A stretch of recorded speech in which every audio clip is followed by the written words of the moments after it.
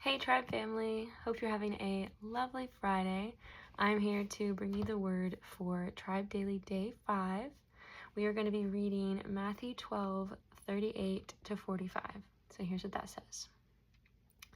Then some of the scribes and Pharisees answered him, saying, Teacher, we wish to see a sign from you. But he answered them, An evil and adulterous generation seeks for a sign, but no sign will be given to it except the sign of the prophet Jonah. For just as Jonah was 3 days and 3 nights in the belly of the great fish, so will the Son of Man be 3 days and 3 nights in the heart of the earth. The men of Nineveh will rise up at the judgment with this generation and condemn it. For they repented at the preaching of Jonah, and behold, something greater than Jonah is here.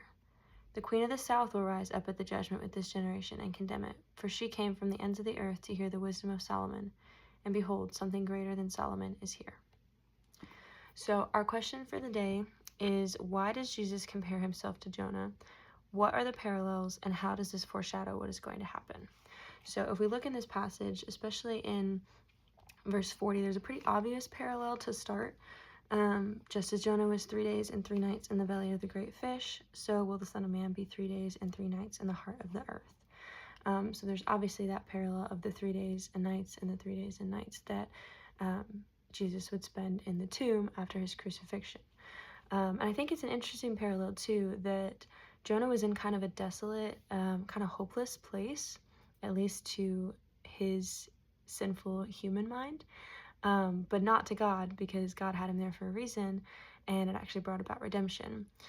And I think similarly, which hasn't happened yet for the people listening to this, but for us it has, that Jesus was in the tomb for 3 days and 3 nights, which seemed like a very hopeless thing to the people, like his disciples and everything, but to God it was not, because he was where he was supposed to be, and it ended up bringing about redemption.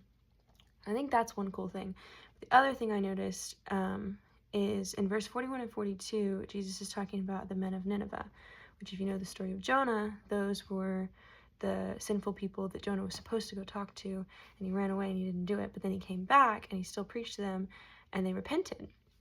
And they turned to God and they rejected their evil ways and were saved.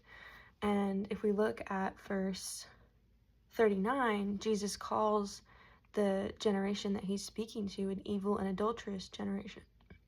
And he then, when we come down to verse 41, talking about the men of Nineveh, they are going to rise up and judge the generation that he's talking to because they don't turn and repent. So it's very much a warning, and I think that he is bringing up this story because he's talking to Pharisees who would have known the stories of the Old Testament, have them memorized. And again, if we remember, I tell my girls in life group this, that Matthew was written to a Jewish audience.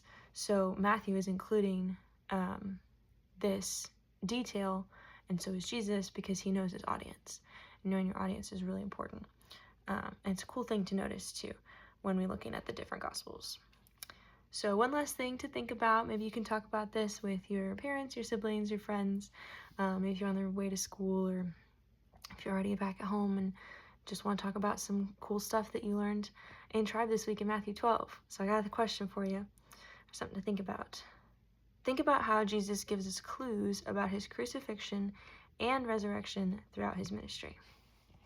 Hope you guys have a wonderful rest of your weekend, and I hope to see you on Sunday.